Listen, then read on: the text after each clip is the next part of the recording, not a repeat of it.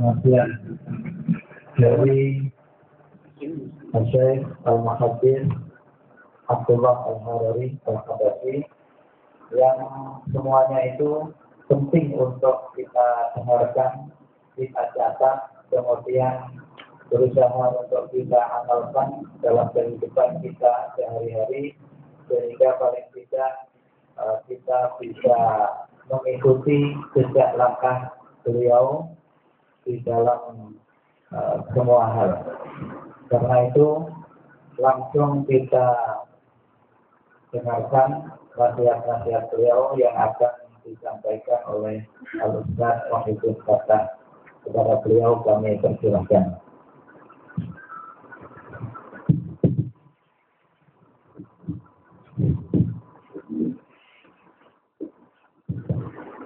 Alhamdulillah Rabbil Alamin.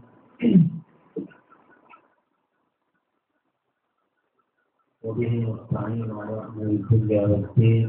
والصلاة والسلام على سيدنا محمد أشرف الأنبياء والمرسلين وعلى آله وصحبه الطيبين الطاهرين.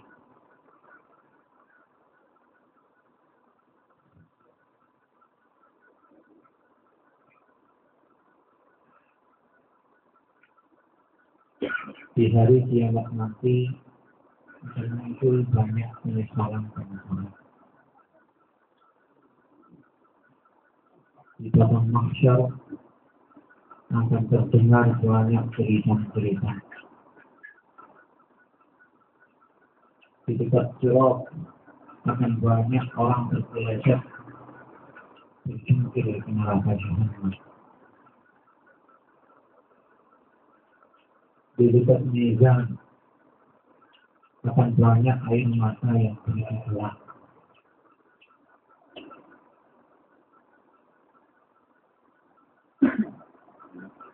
Akan muncul kegembiraan atas amal-amal baik yang dilakukan oleh hamba.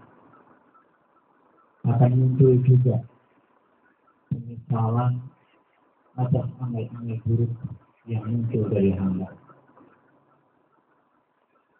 Kezaliman saat itu akan berubah menjadi zulumat, kegelapan-kegelapan. Sebagian orang akan masuk surga dan menaiki derajat-derajatnya yang tinggi.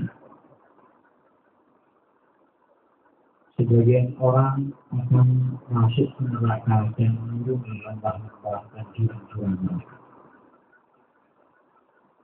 Tidak ada yang memisahkan kita antara kita dengan fase-fase tahapan-tahapan itu, kecuali saat di mana pengurus masjid, pengurus musalla mengumumkan inna lillahi wa inna ilaihi raji'un, telah berkurang ke rahmatullah fulan bin fulan, fulan bin fulan, dalam umur 60 tahun, dalam umur 50 tahun, dalam umur 40 tahun, dalam umur 30 tahun, dalam umur 25 tahun, dalam umur 15 tahun. Kita hampir setiap hari mendengar pengumuman seperti itu. Akan tetapi kita yang sudah mendengar pengumuman seperti itu tiap hari, sudahkah kita mengambil pelajaran? Sudahkah kita menyiapkan jawaban-jawaban atas seluruh amal perbuatan yang kita lakukan di dunia? Sudahkah kita mempersiapkan bekal akhirat kita? Sudahkah kita menghisab, mengevaluasi amal pribadi kita? Nasihat banyak sekali. Ayat-ayat Al-Quran bagi orang beriman sudah cukup untuk membuatnya mencucurkan air mata.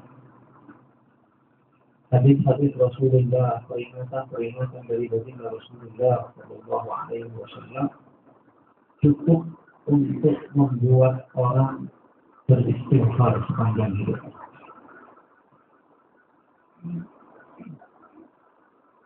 Aib-aib yang ada pada diri kita masing-masing cukup menyibukkan kita. dari mencari-cari aibnya. Nasihat sudah demikian banyak.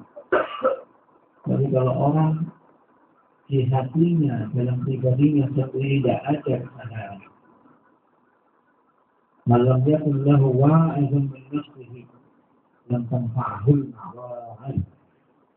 Orang yang di hatinya tidak ada kesadaran, tidak ada, maka sebanyak apapun nasihat yang dia dengar tidak akan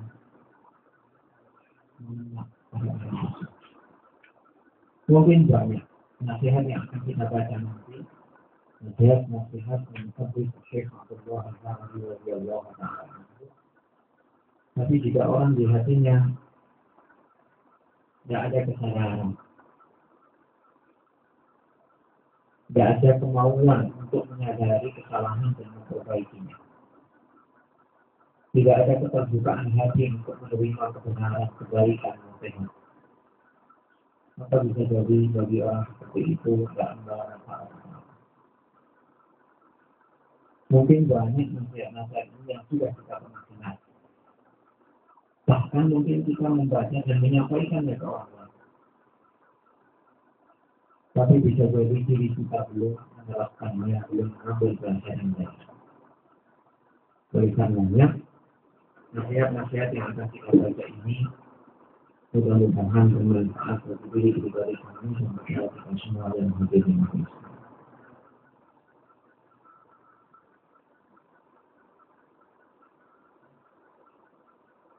Di antara nasihat yang disebut Syekh Abdullah Al-Harawi radhiyallahu anhu. Jadi yang kita singgung-singgung. Ma ma'na al-intima'i lil-maturidiyyah wal-ash'ariyyah idza lam yadhub anhuma bil-adillah. Apa makna berafiliasi, menisbatkan diri, mengaku diri sebagai Maturidi atau Asy'ari jika tidak membela kebenaran akidah Asy'ariyah dan Maturidiyah bil-adillah dengan dalil-dalil naqli maupun aqli. La yajuzu al-istihanatu bi khatar al-wahhabiyah. Tidak boleh meremehkan bahaya Wahhabi. Guru kita Syekh Abdullah Al-Harawi memahami betul wasiat dakwah, fakta yang dihadapi ketika beliau berdakwah. Fakta yang ada itu seperti apa? Beliau paham. Dan kisah perjalanan beliau menghadapi fitnah Wahhabiyah ini bukan berlangsung dalam 5 tahun, 10 tahun. Tidak. Jauh lebih lama dari itu. Beliau tahu persis bagaimana Wahhabi itu merangkak keluar dari Saudi Arabia menjalar kemana-mana. Beliau tahu bagaimana cara-cara, modus-modus, paham betul modus-modus apa saja yang digunakan, bagaimana mereka merangkak, meringsek sampai betul-betul bisa menguasai sebuah daerah, bahkan sebuah negara. Beliau paham betul. Beliau bukan sekedar ahli dalam bidang ilmu agama. Beliau orang yang memiliki pikiran yang cerdas, sangat cerdas. Beliau bisa mengamati bagaimana pergerakan Wahhabi itu bergulir dari sekelompok orang berduri yang tidak terpelajar. Wahhabi kan begitu. Itu orang-orang berduri yang dibodoh-bodohin sama Muhammad bin Abdul Wahab. Terpengaruh, diajak menguasai suku-suku yang lain dengan dalih agama dan kekuasaan. Ya, begitu mereka berkuasa, menguasai Makkah, Madinah, Thaif dan lain-lain. Apa yang mereka lakukan untuk menyebarluaskan paham mereka? bikin perguruan tinggi Wahabi pertama. Ide siapa itu? Bukan ide orang Saudi, orang bodoh-bodoh enggak. Itu ide Abu Hasan Ali Al-Badawi. Kata dia, dirikan perguruan tinggi di Madinah. Madinah kota Nabi yang dicintai oleh semua kaum muslimin. Kota Nabi yang dicintai oleh semua kaum muslimin. Siapa yang tidak ingin kalau ditawari ke Madinah? Siapa yang tidak ingin? Dijadikanlah perguruan tinggi Wahabi di Madinah pertama.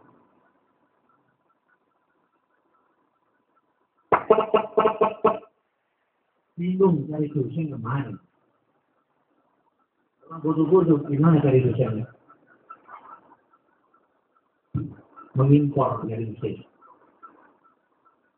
Saat itu tokoh-tokoh Hizbul Ikhwan diusir oleh Jamal Abdul Nasir.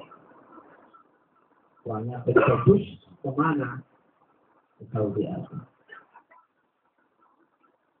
Di sanalah perkawinan antara Wahabi dan Hizbul Ikhwan terjadi.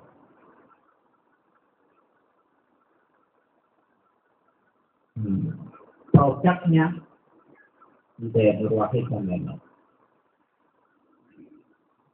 Itu hasil akidah Wahabi, gerakan Hizbul Ikhwan.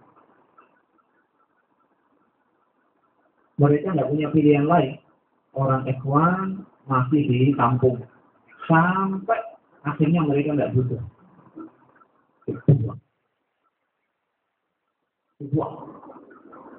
Sekarang orang Ikhwan tidak bisa hidup di Madinah, di perguruan tinggi Universitas Madinah. Mereka di sana Wahabinya kental sekali sekarang. Itu yang terjadi.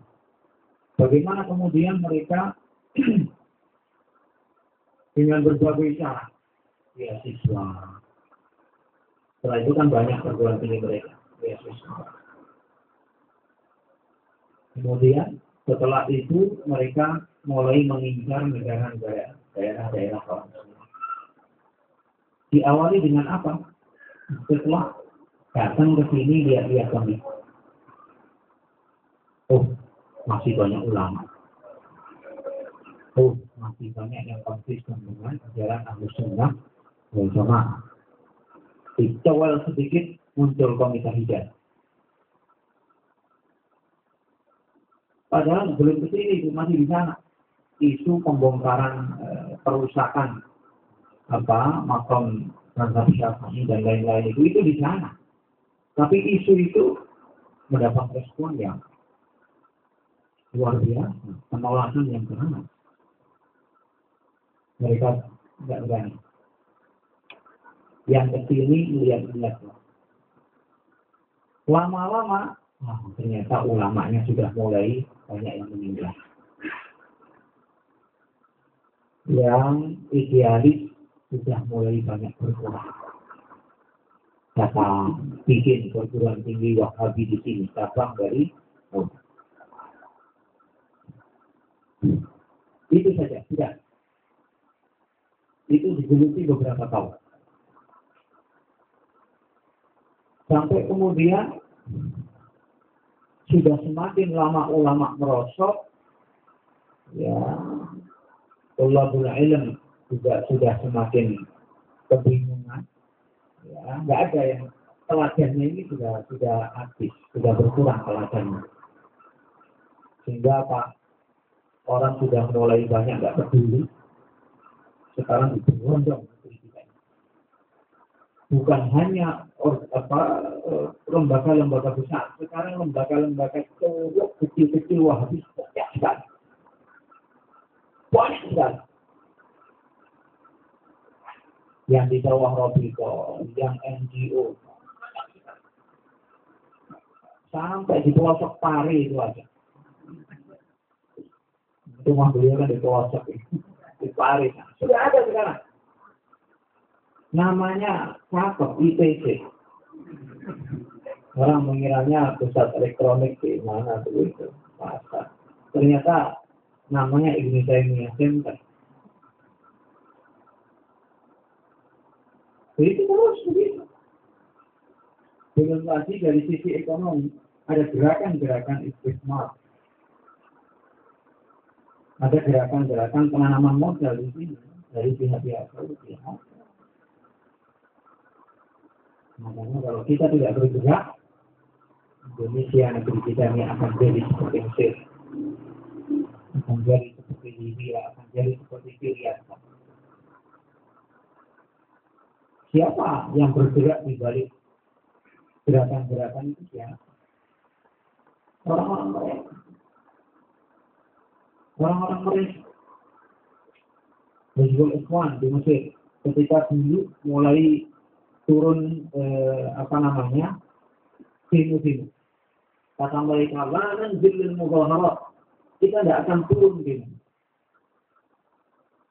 Rupanya perkembangan semakin demo, gelombang demo semakin kuat. Tanda-tanda siapa Husni Mubarak bakal turun demo.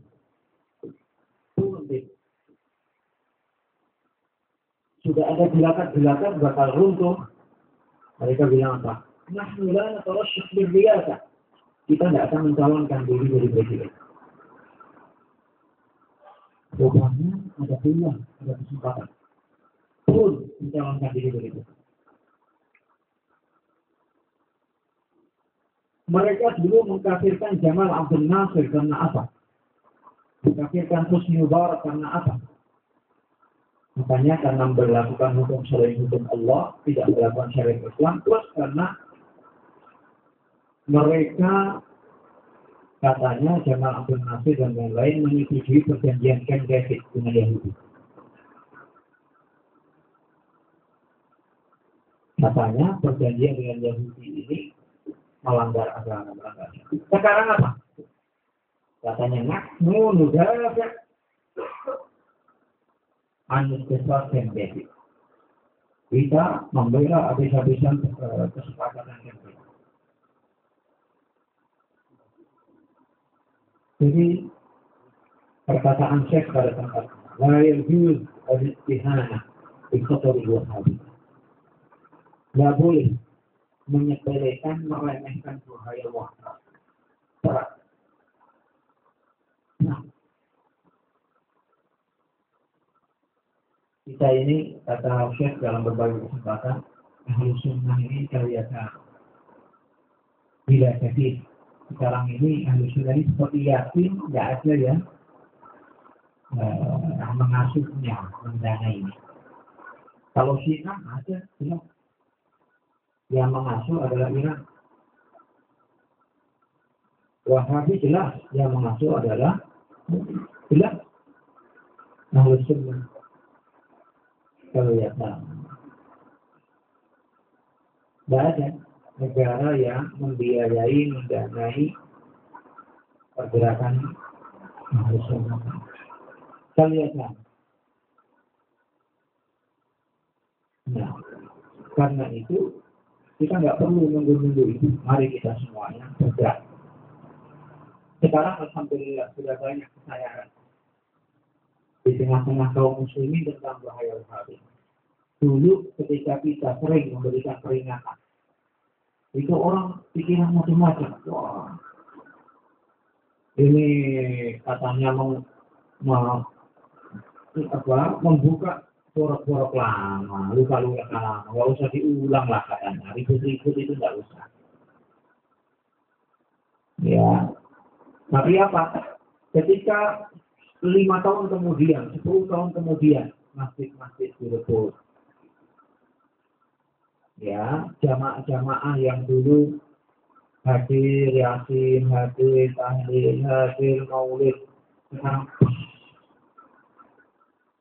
jauh berkurang. Dulu santri-santrinya, anak-anak muda di kampungnya pada cium tangan dia. Sekarang pada tidak cium tangan dia. Baru terkaget-kaget. Sekarang sangat mudah mencari keluarga-keluarga di Jakarta, Bekasi, Depok, Bogor yang keluarga itu gaduh-gaduh. Gampang enggak? Bapaknya Sunni, nanti salah satu anaknya di UI jadi Hizbul Ikhwan, di ITB jadi Hizbul Tahrir, di sini lagi jadi ini lagi, di sini jadi ini lagi. Yang Sunni tinggal satu, yang tidak berilmu lagi. Orang tuanya masih hidup, tidak ada masalah. Begitu orang tuanya meninggal, pertama kali muncul keributan. Tahlil apa enggak? 7 hari, 40 hari, atau tidak, ribut. Itu permulaan. Itulah akidah Wahabi. Ajaran Wahabi menghancurkan keluarga, menghancurkan hubungan masyarakat. Makanya apa? La yajuz al-istihanah bi qadar al-Wahabi. Tidak boleh meremehkan bahaya Wahabi. Tidak boleh orang bilang salah, yang penting dia nggak usah musik-musik kita juga nggak usah musik-musik mereka, biarin. Ini omongan orang buta, omongan orang merem itu. Bagaimana bisa dia bilang begitu? Orang-orang kita setiap hari berbohong satu persatu. Kok yang penting kita mereka. Dari mana mereka itu dari mana? Terus terang mereka itu yang mau mereka pengaruhi siapa? Orang-orang awam dan orang-orang kita. Nah, kalau orang-orang yang dari awal sudah dekat sama mereka, itu mah nggak digangguin juga udah ngikut lama-lama. Ini kan orang-orang yang memang dari awal orang-orang kita, anak-anak didik kita, dari lingkungan kita, yang satu persatu digerogoti. Digerogotinya di mana? Di pabrik. Di pabrik, di perusahaan-perusahaan, di kalangan profesional, bukan di pesantren, ada nggak bisa dideketin. Cuman yang nyantri itu 1 dibanding berapa? 1 dibanding 1000, 1 dibanding 1.000.000 yang nyantri. Itu pun sekarang banyak santri yang kolek. Banyak. Jadi kita mereka ini omongan orang yang merem ini atau buta. Tidak bisa lagi seperti itu. Bahaya di depan mata. Bahaya justru al-istihanah di qadar al-Wahabi. Tidak boleh meremehkan, mengecilkan bahaya Wahabi. Kalau tidak, yang terjadi seperti yang terjadi di negara lain. Jadi mereka memanfaatkan situasi-situasi seperti sekarang yang terjadi di Mesir, di Libya, di Syria, itu untuk apa? Hancurin kuburan. Itu dalam agenda mereka bukan hanya huru-hara kepada kelompok yang berkuasa, kuburan jadi sasaran, masyahid jadi sasaran. Itu yang terjadi. Ya. Syekh Abdullah juga mengatakan, yajibu al-i'tina'u bi'adad al-jawab ala du'at al-fitnah. Wajib diberikan perhatian yang luas, yang cukup, untuk mempersiapkan jawaban-jawaban terhadap para penyeru fitnah. Al-Wahabiyah, wa Hizbut Tahrir, wa Hizbut Sayyid Qutb. 3 kelompok memang. Kullu hadhihi firaq as-salat man ajabahum ila da'watihim kharaja min ad-din wa huwa la yash'ur. Tiga kelompok ini yang mengikuti mereka, ajaran mereka akan keluar dari agama Islam tanpa dia sadar. Aqidah ahli al-haq, aqidah ahli sunnah wal jamaah ma'ad dalil. Disertai dengan dalil, jika ta'allamaha al-muslim, jika seorang muslim mempelajarinya, yakunu ma'ahu khilafun, dia punya senjata bid'ah melawan mereka. Sekarang kan banyak orang berdebat sama mereka. Cuman maunya tangannya yang bergerak. Dicopot. Kakinya yang bergerak. Ya nggak apa-apa. Cuman sebetulnya senjata untuk melawan mereka itu bukan hanya itu. Nggak bisa pemikiran, pemahaman dilawan sama otot itu nggak bisa. Harus diselesaikan dengan pemahaman juga. Orang-orang awam tadi yang saya bilang, meskipun profesor doktor segala macam, kenapa mereka bisa tertarik dan hanyut mengikuti paham mereka? Karena yang disebutkan ayat hadis. Karena disebutkan adalah ayat hadis. Nah, untuk menjawabnya bagaimana? Harus diklarifikasi. Ini ayat maknanya tidak seperti itu. Hadis maknanya tidak seperti itu. Karena senjatanya itu ayat dan hadis. Apalagi banyak yang hafal Quran mereka. Banyak yang suara baca Qurannya enak. Nanti kalau Ramadan itu ramai. Jadi yang imam-imam tarawih di Jakarta itu, ya rata-rata yang suaranya cakep dari siapa? Dari mereka. Yang dari kita. Kenapa? Suaranya diajak masih dikit susah. Lagu lama, lagu yang enak begitu. Jadi banyak orang sekarang itu kan nggak peduli, nggak tahu makna. Yang penting suaranya enak aja. Nah itu harus diantisipasi. Kita kalau imam kalau belum kuat banget, masih bisa imam, nggak mau mundur. Meskipun bacaannya nggak karu-karuan, nggak mau mundur. Ya, sehingga jamaah juga lama-lama, waduh, bacaannya kayak begini. Carilah masjid yang lain. Masjid yang lain, suaranya enak. Apalagi di atas terawih, khatam Al-Quran 1 bulan, tambah tertarik lagi. Nah itu bahaya. Nah, jadi aqidatu ahli haq ma'ad dalil idza ta'allamaha al-muslim, itu jika belajar seorang muslim itu punya senjata melawan mereka. Mereka sebut ayat, sebut hadis, kita sebut ayat, sebut hadis. Tapi maknanya sesuai dengan pemaknaan para ulama yang mu'tabar. Mereka ayat Quran hadis dipahami sendiri. Meskipun dikasih stempel, ini pemahaman ulama salaf. Padahal pemahaman mereka. Cuma kasih stempel, ini pemahaman para ulama salaf. Padahal pemahaman mereka bukan pemahaman para ulama salaf. Quran, Sunnah. Padahal pemahaman mereka terhadap Quran dan Sunnah. Nah, itu lawannya apa? Quran Sunnah dengan pemahaman para ulama yang mu'tabar.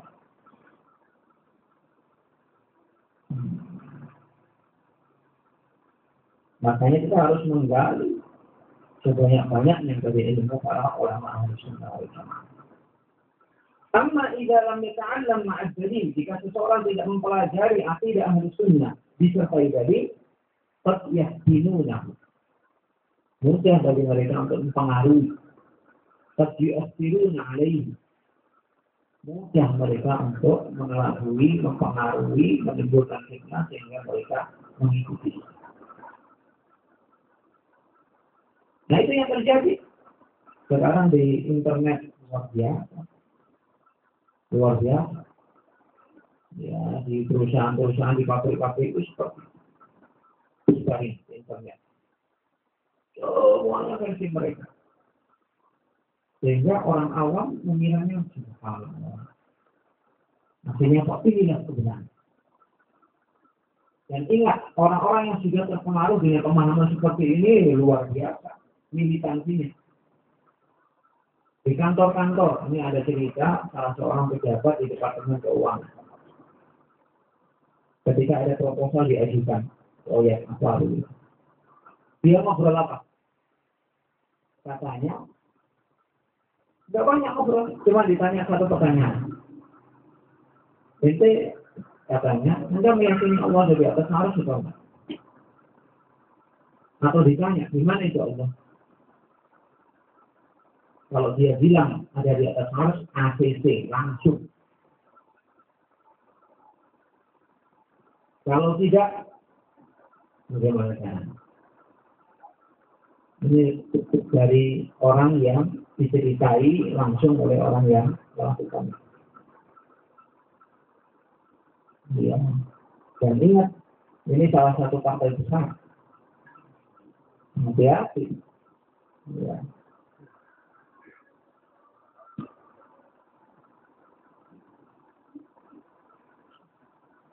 Jadi intinya, aqidatu ahli al-haq ma'ad-dari. Aqidah yang benar dipelajari, disertai dengan min aqwali Syekhina al-Imam al-Muhaddits Syekh Abdullah al-Harari. Di antara perkataan Syekh Abdullah, alladzi la yata'allamu 'ilma ad-din, yang tidak mempelajari ilmu agama. Haluhu, keadaannya kahali man yamshi fi dhalam, seperti keadaan orang yang berjalan di kegelapan malam.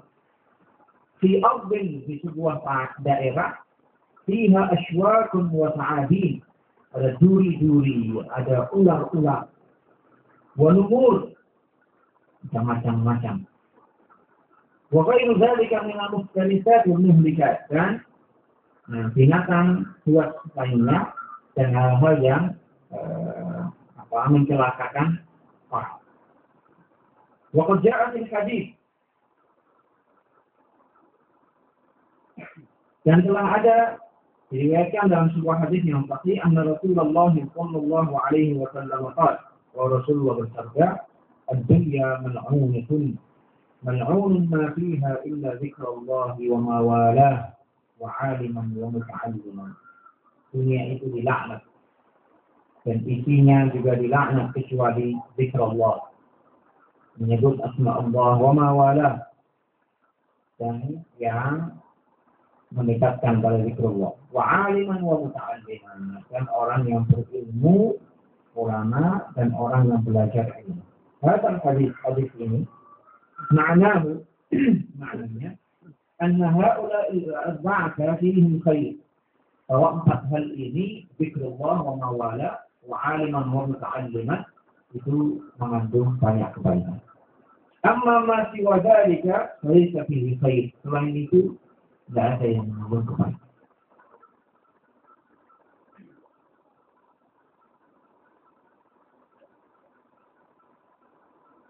Ilmu din, ilmu agama, bihi yu'lamul malul haram wal malul halal. Ilmu agama itu adalah alat untuk mengetahui mana harta yang halal, mana harta yang haram. Sekarang kan banyak orang nggak paham apa itu harta yang halal, apa harta yang haram. Sebagian orang pemahamannya, pokoknya halal itu bukan korupsi, ya. Pokoknya halal itu kita kerja keras mengeluarkan keringat. Sehingga kita masih sering dengar artis mengatakan, alhamdulillah, ini harta yang halal saya peroleh dengan diri saya, keringat saya. Ya, juga bukan awal begitu, enggak keluar keringat bagaimana? Tapi kan keluar keringat itu bukan tolak ukur halal haram. Orang berzina juga berkeringat. Tapi bukan itu tolak ukur halal dan haram. Sebagian orang mengira dapat harta dari hasil buka aurat itu, kemudian kemana? Sambung fakir miskin, anak yatim. Itu sudah agenda itu dari manajernya sudah begitu. Nanti sekian bulan, tiap sekian bulan sekali ke anak-anak yatim. Lagi, duit apa itu? Duit yang nggak halal. Banyak orang nggak paham harta yang halal, harta yang haram. Ya. Yumayyizu liman ta'allamahu al-akal halal wal akal haram. Ilmu agama membedakan, memilah bagi orang yang mempelajarinya mana makanan yang halal, mana makanan yang haram. Wal kasbal halal wal kasbal haram. Profesi yang halal, profesi yang haram. Wal kalam al-jaiz wal kalam al-muharram. pembicaraan, omongan yang boleh, omongan yang haram. Wan nadhar al-jaiz wan nadhar al-muharram. Penglihatan yang boleh, penglihatan yang haram. Ila ghairi dzalika mimma yus'alu anhu al-insanu yaum al-qiyamah. Dan hal-hal lain ya seorang hamba pasti akan ditanya tentangnya nanti di yaumil qiyamah. Itu faedahnya ilmu din. Yumayyizu bainal malil halal wal malil haram. Kasbul halal wa kasbul haram. Wal akhlal halal wal akhlal haram. Membedakan, menjelaskan kepada kita mana yang halal, mana yang haram, baik itu kaitannya dengan makanan, minuman, harta, pakaian, profesi, melihat, mendengar, segala sesuatu itu, ya, yang menjelaskan halal haramnya adalah ilmu agama. Dan ilmu agama itu tidak bisa dengan mengatakan kayaknya haram deh kayak, tidak bisa. Kayaknya halal sih kayaknya, tidak bisa seperti itu. Ada yang lebih canggih lagi, kesannya ilmiah. Menurut saya itu halal. Menurut saya itu haram. Kita tanya, Anda ini Syafi'i, ini apa Malik? Apa Abu Hanifah, apa Ahmad bin Hanbal? Kalau bukan mujtahid, tidak ada hak untuk menghalalkan, mengharamkan.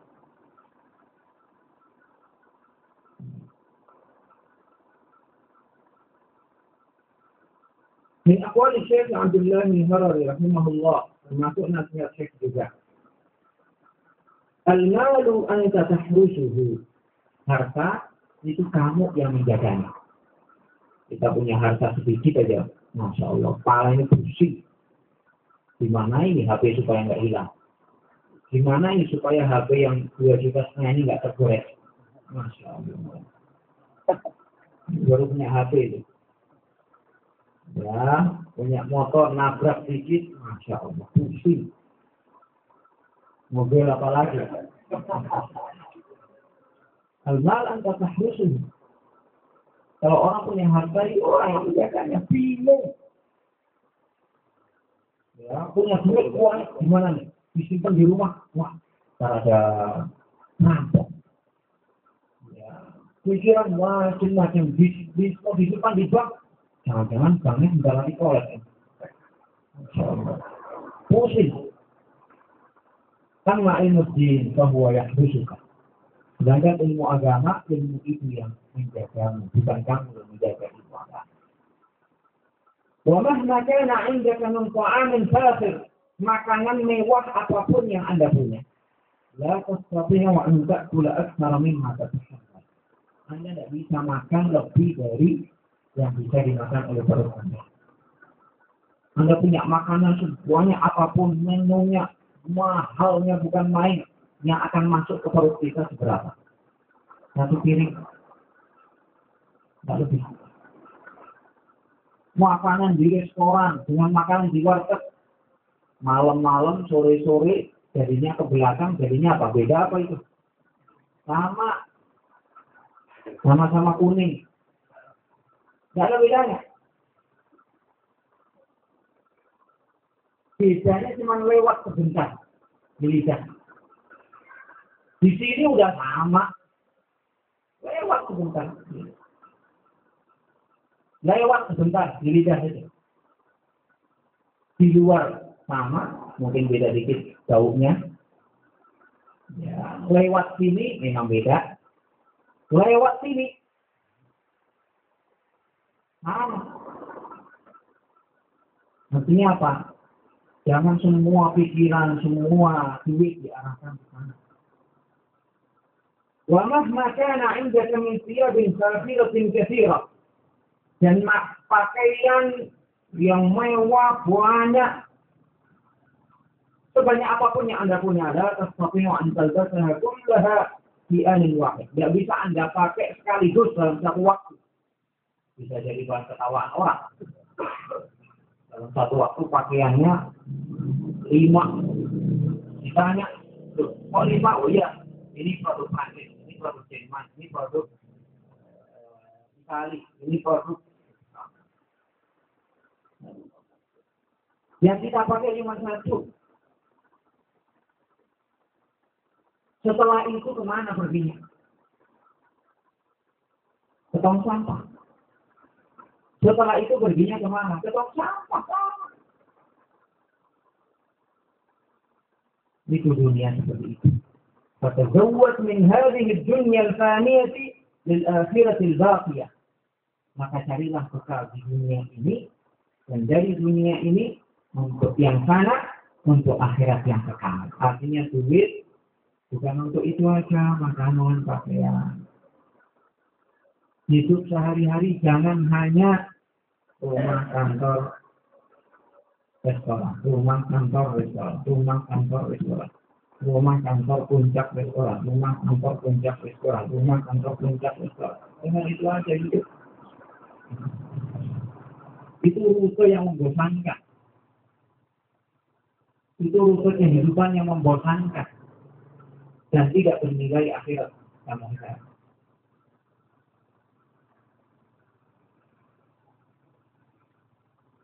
Harta yang biasa dialokasikan untuk pakaian yang mewah, kalau kita sudah bisa mengubah pola pikir kita, bisa diarahkan ke yang lain. Untuk khidmat ad-din, untuk melayani agama Allah. Bid'a'an ad-din, untuk membela agama Allah. Untuk mendanai para du'at, para da'i. Untuk mendanai da'watul haqq, da'watul haqqah, dakwah yang benar. Kesana diarahnya. Arahnya ke sana, al-amal al-akhirah. Amal untuk akhirat. Ada sebagian orang untuk liburan sekali. Itu bisa untuk bangun madrasah, bangun masjid. Liburan sekali. Itu alangkah meruginya nanti orang seperti itu di akhirat. Untuk liburan sekali. Itu bisa untuk bangun masjid, bangun madrasah.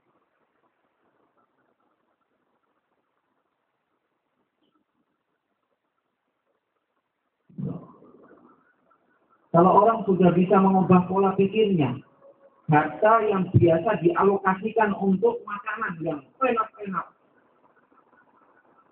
dikurangi, diarahkan, dialokasikan ke hal yang lain yang bermanfaat.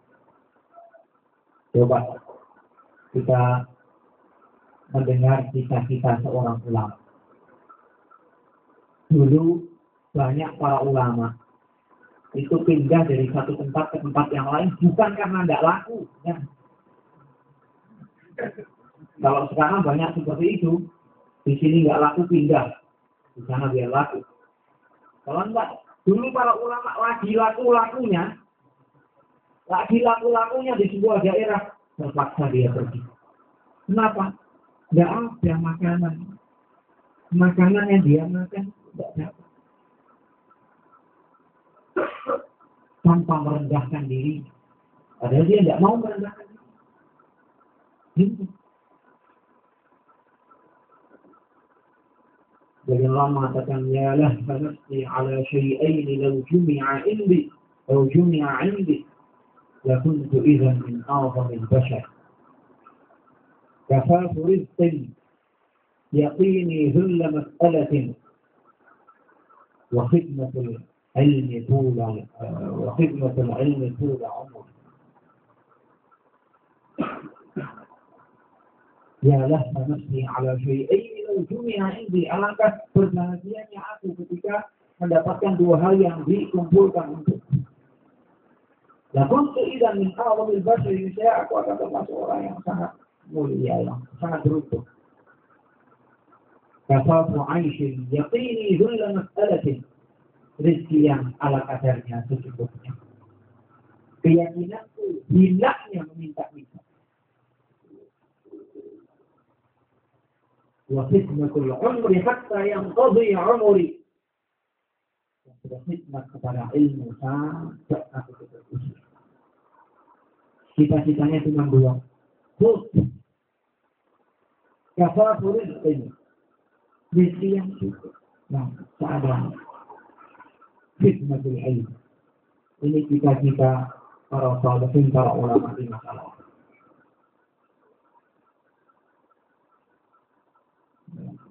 Dulu para ulama seperti itu. Subhanallah. Jadi tidak ada pikiran untuk menumpuk-numpuk harta. Semuanya dialokasikan untuk hal-hal yang bermanfaat. Yang punya tenaga, yang punya waktu, dan sebagainya. Kalau minna qarib, kematian itu sangat dekat pada kita. Kematian itu bagaikan apa? Kasayfil musallat ala raqabah, seperti pedang yang sudah terhunus di atas leher kita. La nadri fi ayyi sa'atin yaqta. Kita tidak tahu ini bergerak ke bawahnya itu kapan. Kematian itu bagikan pedang yang sudah terhunus di atas leher kita. Cuma kita tidak tahu kapan itu bergerak. Dan mau minna qarib, kematian itu dekat.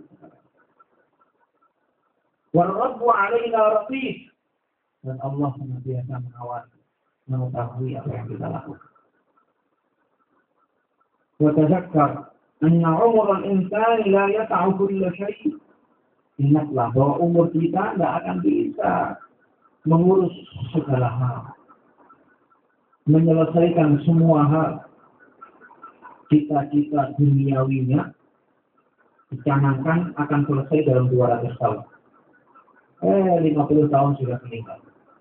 30 tahun sudah meninggal. Mau minna qarib, kematian itu dekat. Warabbu alaina raqib, Allah Ta'ala mengawasi, mengetahui semua gerak-gerik. Falyabda bil aham, maka hendaklah orang memprioritaskan, ada skala prioritas mana yang lebih penting.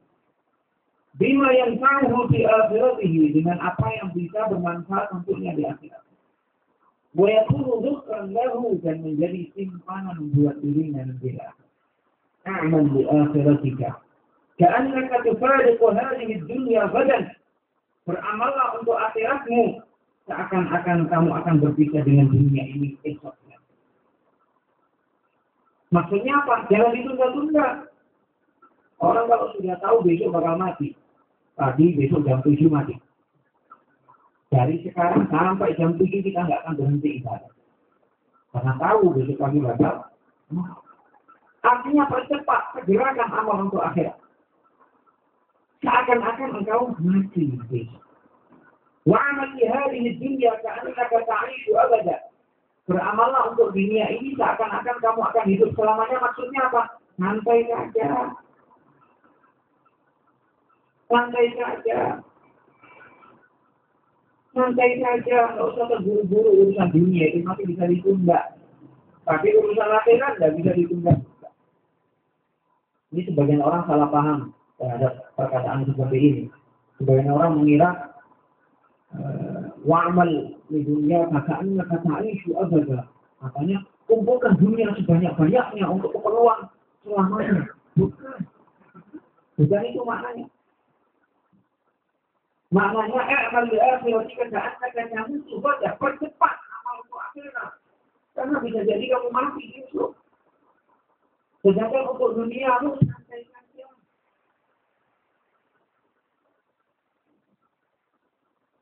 Tidak usah berburu-buru, santai saja. Tidak usah ngoyo-ngoyo. Bahasa kita begitu. Dunia saat dunia itu ij'alha ta'ah. Jadikan sesaat itu sebagai saat ta'ah kepada Allah Ta'ala. An-nafsu tamma'ah, nafsu itu amat rakus. Ya, sudah punya sesuatu, pengen yang lebih di atasnya. Sudah punya HP Nokia biasa, pengen yang lebih cakep. Pengen yang lebih cakep. Bukan karena butuh, bukan karena hajat untuk hal-hal yang baik, tidak. Keren aja keren, bayar. Punya rumah satu, pengen rumah yang kedua. Punya mobil yang begini, pengen yang lebih. Nggak berhenti, nggak berhenti. Nggak berhenti. Nggak berhenti, nafsu itu semua. Nggak berhenti. Alim hal qanaah, ajarilah nafsu itu qanaah. Ar-ridha bil maktum, ridha terhadap rezeki yang Allah bagi. Wa tarku talabil maqtul, dan tidak berusaha mencari-cari mengejar sesuatu yang tidak diperoleh.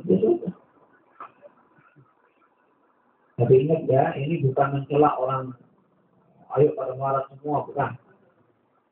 Maksudnya, mari harta yang kita punya, baik kita kaya, miskin, gunakan untuk hal-hal yang bermanfaat untuk akhirat kita.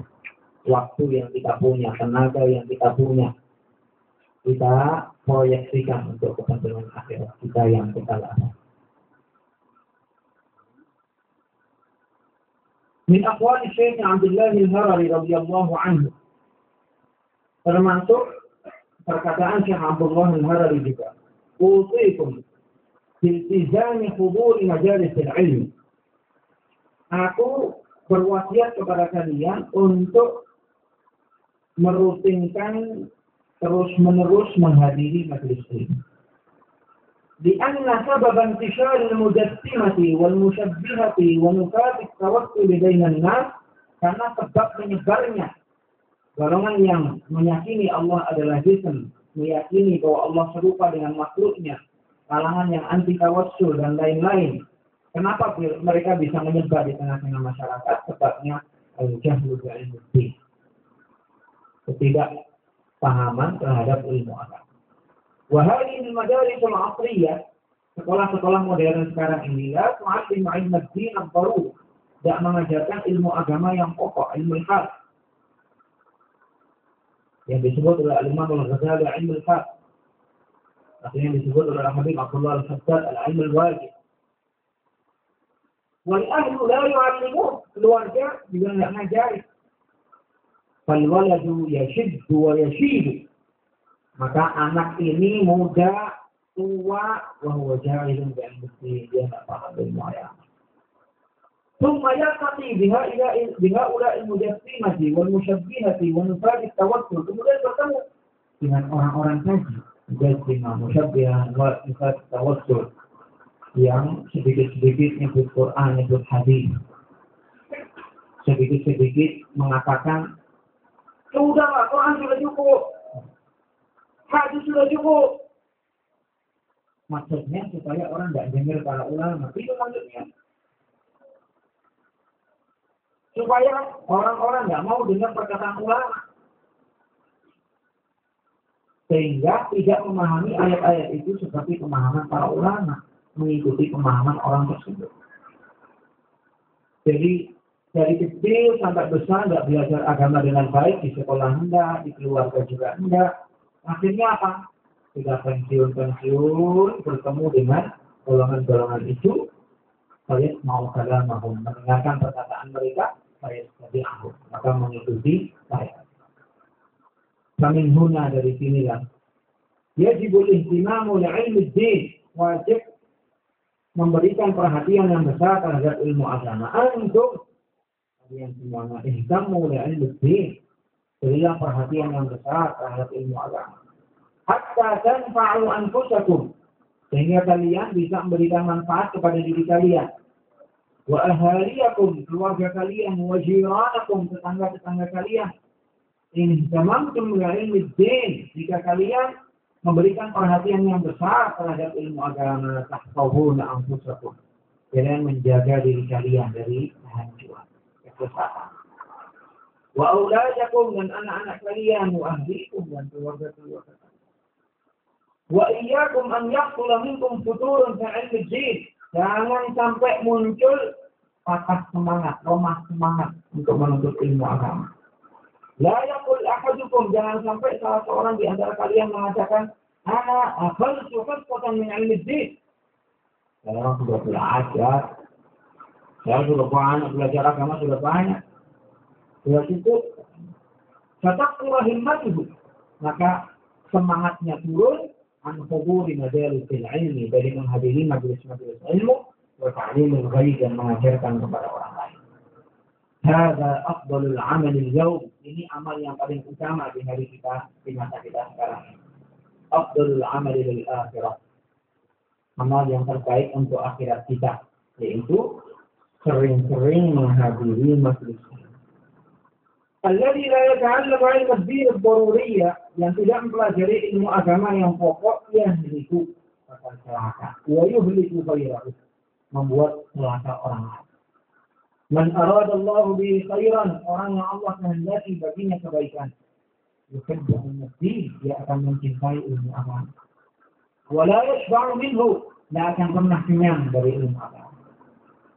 Ruwiya an Rasulullah sallallahu alaihi wasallam, diriwayatkan dari Rasulullah sallallahu alaihi wasallam,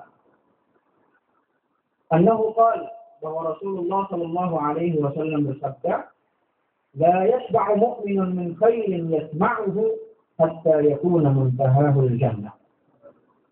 Tidak selayaknya seorang mukmin kenyang dari kebaikan yang ia dengar sampai akhirnya kehidupannya berujung dengan surga. Hadhihi riwayat dari riwayat hadis hadis. Ini salah satu dari dua riwayat hadis ini. Wa riwayatul ukhra, riwayat yang lain, la yashba'u mu'minun min khairin hatta yakuna muntahahul jannah. Tidak selayaknya seorang mukmin kenyang dari kebaikan hatta yakuna muntahahul jannah, sampai kehidupannya berujung ke surga. Tidak selayaknya seorang mukmin mengatakan, saya mah ilmu sudah cukup. Ilmu agama mah saya dari kecil. Dari kecil sampai tua begini masih dulu belajar aja katanya. Saya mah dari kecil, dari orang katanya. Atau orang yang belum bisa belajar. Ya. Subhanallah. Wasiat Rasulullah. Jangan sampai seorang mukmin mengatakan, anak mah amal soleh udah banyak. Anak amal soleh udah banyak. Sekarang mau tinggal dunianya nih saya. Dunianya nih saya. Tapi itu bukan alamatu al-mu'min as-salih. Itu bukan tanda orang mukmin yang saleh. لا يشبع مؤمن من خير يسمعه حتى يكون مثله الجنة. Jangan sampai orang berhenti beramal, berhenti untuk ilmu, mengatakan sudah cukup, saya sudah kenyang. Sampai benar-benar ibaratnya kakinya di surga. Nah itu baru bilang oke, sudah cukup, sudah di surga.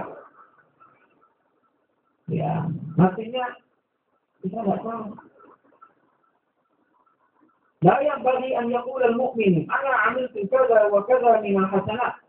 Tidak seyogianya seorang mukmin mengatakan saya sudah banyak melakukan kebaikan-kebaikan. Ini A, B, C, D, E, F, disebutin semuanya. Saya taqa'atu 'anil istiyad. Kemudian mundur, tidak nambah. Fayanbaghi an yakuna ja'iban fi talabil mazid min 'amalil birr. Seyogianya dia terus-menerus berusaha keras untuk melakukan amal-amal kebaikan yang terus bertambah. Wa ilmu din, dan ilmu agama, ilal mamat, sampai meninggal. Ayyamud dunya qisar, hari-hari di dunia ini pendek, enggak lama. Berapa sih umur orang? 40 tahun, 50 tahun, 60 tahun, 70 udah malas hidup sebetulnya. Tidur enggak nyenyak, bangun juga capek. Miring kanan susah, miring kiri susah. Di rumah sudah tidak nyaman lagi, di tempat rekreasi juga sudah tidak nyaman.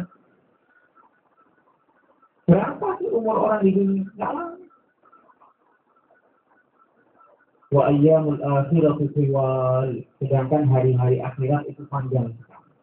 Man ma'aktsarul insanu minal hasanat, sebanyak apapun kebaikan yang dilakukan oleh seseorang, fa innahu yantafi'u biha fil akhirah. Dia akan mengambil manfaat dari amal-amal itu di akhirat, allati laysa laha nihayah, yang tidak ada akhirnya. Hunaka ya'riful insanu qadral hasanat, di sana orang akan tahu nilai kebaikan. Kalau di sini orang yang tahu nilai apa? Nilai harta, jabatan, kedudukan, itu yang tahu. Makanya diburu. Tidak ada lemburan, cari nunggu-nunggu kapan tidak ada lembur ini. Itu dunia seperti itu. Tidak tahu nilai kebaikan, tidak tahu. Untuk duit siap lembur. Coba untuk Ramadan nanti, siap nggak lembur tuh? Untuk kebaikan, untuk belajar agama, siap nggak lembur? Jangan-jangan habis ini pulang, nggak ikut malamnya.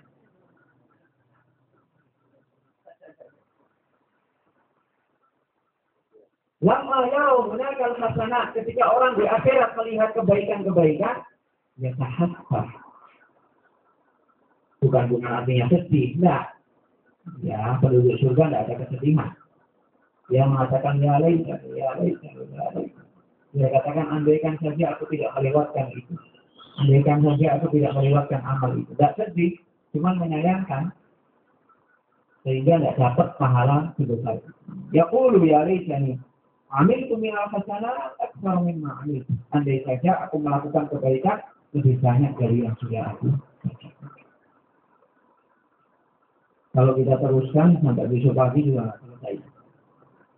Di waktu sudah jam 5, insya Allah akan disusul dengan makan malam.